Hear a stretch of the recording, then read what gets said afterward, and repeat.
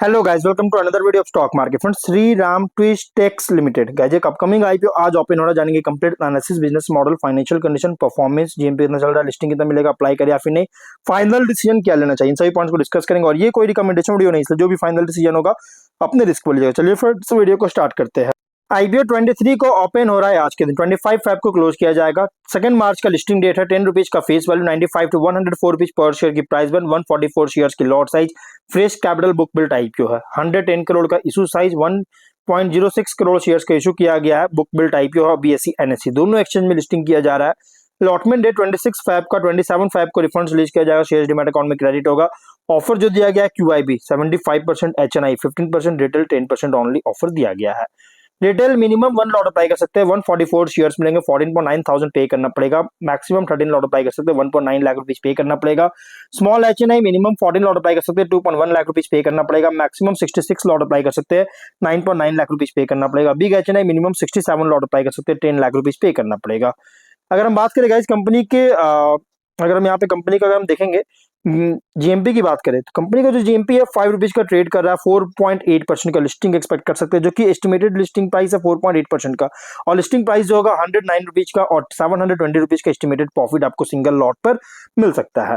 Business की बात करें तो देखिए कंपनी जो है ये कॉटन यॉन्स का मैन्युफैक्चर करता है, जिसमें इंक्लूड है कॉम्पैक्ट, रिंग स्पन और कार्डेड यॉन्स, जो कि दोनों कॉम्ड और कार्डेड दोनों में के लिए होता है। और कंपनी यॉन जो है ये यूज होता है नीटिंग और वेविंग के लिए, दोनों के लिए यूज होता है। अलग अलग प्रोडक्ट्स के लिए, अलग अलग प्रोडक्ट्स के लिए नीटिंग और वेविंग दोनों करती है, जो कि जैसे denim, terry towel, shirting, seating, sweater, socks, bottom wear, home textiles, industrial fabrics. और कंपनी इसके अलावा वैल्यू एडेड यॉन्स का, जैसे एली ट्विस्ट जो कि कॉम्ड और carded, compact slub yarns, lycra blended yarns का भी ऑफर करता है। कंपनी जो है B2B मॉडल पर जो है सो ऑपरेट कर रही है, जिसमें कंपनी प्रोडक्ट्स को textile manufacturers, garment exporters, bulk purchasers, fabric processors को सप्लाई कर रही है प्रोडक्ट्स। और कंपनी जो है प्रोडक्ट्स को अलग अलग स्टेट्स, जिसमें इंक्लूड है गुजरात, राजस्थान, वेस्ट बंगाल, महाराष्ट्र, तमिलनाडु, मध्य प्रदेश, पंजाब और अलग अलग union territory, Dadra and Nagar Haveli और इंटरनेशनल मार्केट में भी एक्सपोर्ट करती है। कंपनी प्रोडक्ट सेल करता है इंडियन में भी और एक्सपोर्ट में भी सेल करती है। मैन्युफैक्चरिंग फैसिलिटी जो है ये गोंडाल, राजकोट, गुजरात में है। 17 कॉम्पैक्ट रिंग स्पिनिंग मशीन है, जो कि टोटल स्पिंडल काउंट करता है 27,744 का। और 5 वेयर हाउस है कंपनी के पास, जिसमें से 5 warehouse, 2 raw material storage, 2 finish और 2 जो है फिनिश गुड्स के लिए रखा गया है स्टोर किया करने के लिए, और 1 है जनरल स्टोरेज, जो कि कंबाइंड स्टोरेज कैपेसिटी है 9855 मिलियन टन का। अगर हम बात करें इस कंपनी को ओवरऑल बिजनेस का, देखिए कंपनी मैन्युफैक्चरिंग मार्केटिंग करता है कॉटन यॉन्स का अलग अलग काउंट्स और वेराइटीज में। और अगर हम फाइनेंशियल की बात करेंगे तो एसेट्स है 217 करोड़ का, नेटवर्थ 80.7 करोड़ का, रिजर्व 51.3 करोड़ का, डेट है 60.7 करोड़ का। रेवेन्यू प्रॉफिट की बात करें 23 में 213.6 करोड़ का रेवेन्यू, 2 करोड़ का प्रॉफिट। 24 में 232 करोड़ का रेवेन्यू, 6.5 करोड़ का प्रॉफिट।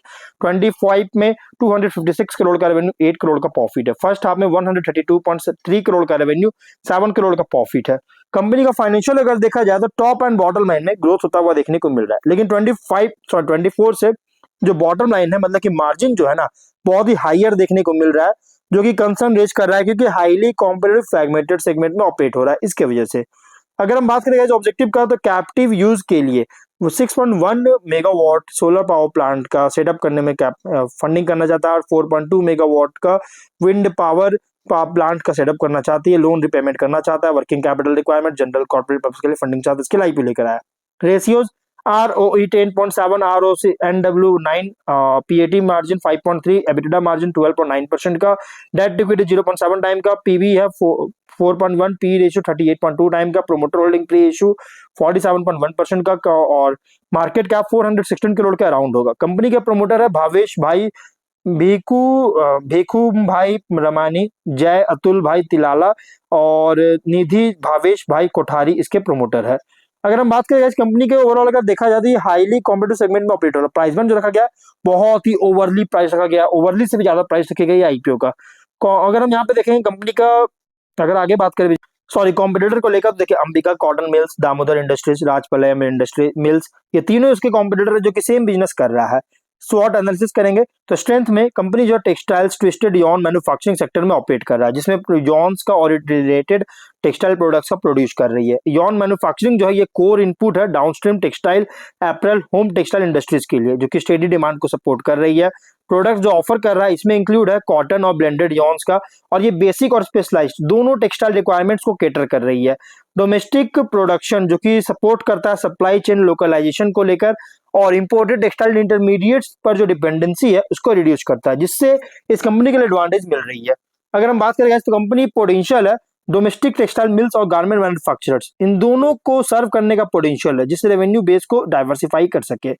और वीकनेस की बात करें तो स्केल जो है इसका बहुत ही छोटा है लार्ज इंटीग्रेटेड टेक्सटाइल और यॉन मैन्युफैक्चरर्स के कंपैरिजन में। प्रॉफिटेबिलिटी भी सेंसिटिव है रॉ मटेरियल प्राइस वोलेटिलिटी को लेकर, जिसमें स्पेशली कॉटन और पॉलीमर फीड स्टॉक के ऊपर, और वर्किंग कैपिटल इंटेंसिव है रीजन टेक्सटाइल बायर्स से, यॉन स्टॉक्स और रिसीवेबल्स का इन्वेंट्री, इसके वजह से गाइस ब्रांड रिकॉग्निशन भी लिमिटेड कर सकता है अगर एस्टैब्लिश नेशनल प्लेयर से कंपेयर करेंगे तो टेक्सटाइल सेक्टर में। और अपॉर्चुनिटीज की बात करें तो टेक्सटाइल्स और एप्पल के लिए डिमांड ग्रो कर रही है, जिससे कंजम्पशन जो है और लाइफस्टाइल चेंजेस जो इंक्रीज हो रहा है इसके वजह से। और कंपनी जो वैल्यू एडेड यॉन्स, स्पेशलिटी यॉन्स और निश टेक्सटाइल सेगमेंट में भी एक्सपैंड करने का एबिलिटी है, जो कि मार्जिन इंप्रूव कर सकता है। और एक्सपोर्ट अपॉर्चुनिटी मिल रही है ग्लोबल टेक्सटाइल मार्केट्स को लेकर, जिससे रेवेन्यू डाइवर्सिफिकेशन को प्रोवाइड कर सकता है। स्ट्रेटेजिक पार्टनरशिप किया गारमेंट प्रोड्यूसर्स के साथ, फैशन ब्रांड्स और ओईएम के साथ, जिससे लॉन्ग टर्म सप्लाई कॉन्ट्रैक्ट्स को सिक्योर कर सके। लेकिन थ्रेट की अगर बात करेंगे तो इंटेंस कंपटीशन है large textile Yon manufacturer, larger integrated players से। रॉ मटेरियल कॉस्ट वोलेटिलिटी अगर देखने को मिलता है जैसे कॉटन और सिंथेटिक्स में, तो इसकी वजह से मार्जिन कंप्रेस कर सकता है अगर प्राइस जो इंक्रीज होगा ये पास डाउन नहीं किया तो, नहीं कर सका तो। इकोनॉमिक स्लो डाउन अगर होता है टेक्सटाइल और एप्पल मार्केट में, तो गाइस यॉन प्रोडक्ट्स के लिए डिमांड को रिड्यूस कर सकता है। रेगुलेटरी एनवायरमेंटल कॉम्प्लेक्स रिक्वायरमेंट बहुत ज्यादा है, रिक्वायरमेंट्स जो है रिलेटेड है टेक्सटाइल मैन्युफैक्चरिंग पर, जिससे कॉस्ट इंक्रीज कर सकता है। पीयर कॉन्टेक्स्ट अगर करेंगे तो कंपनी जो है लार्ज टेक्सटाइल और यॉन मैन्युफैक्चरर से कंपैरिजन में ये एक स्मॉलर है, छोटी कंपनी, लेकिन स्पेशलाइज सबसे ज्यादा है। और एक कॉम्पिटिटिव पोजीशन डिपेंड करता है product quality, cost efficiency, deliver reliability पर, स्केल पर नहीं। लार्ज कंपनी से कंपेयर करेंगे तो स्केल पर कॉम्पीट नहीं कर रहा है। और वही मिड टियर से कंपेयर करें तो pricing, product consistency, customer relationship पर कम्पीट कर रही है। लेकिन सक्सेस डिपेंड करता है कंसिस्टेंट एग्जीक्यूशन, मार्केट पेनिट्रेशन पर। और इन्वेस्टर के लिए आईपीओ रिप्रेजेंट कर रहा है टेक्सटाइल मैन्युफैक्चरिंग प्ले, जो कि टाइड है ब्रॉडर एप्पल टेक्सटाइल डिमांड पर। ग्रोथ पोटेंशियल पूरी तरह डिपेंड करेगा, पूरी तरह ग्रोथ तभी होगा रॉ मटेरियल कॉस्ट मैनेजमेंट पर, एग्जीक्यूशन कैपेबिलिटी, कॉम्पिटिटिव पोजीशनिंग पर, क्राउडेड इंडस्ट्री में, क्योंकि इंडस्ट्री जो है बहुत ज्यादा क्राउडेड इंडस्ट्री है इसके वजह से। तो अगर बात करें तो ये रिस्की आईपीओ, अगर आप रिस्क चाहते हो तो कंसिडर कर सकते हैं, अदरवाइज आप इसको इग्नोर भी कर सकते हैं।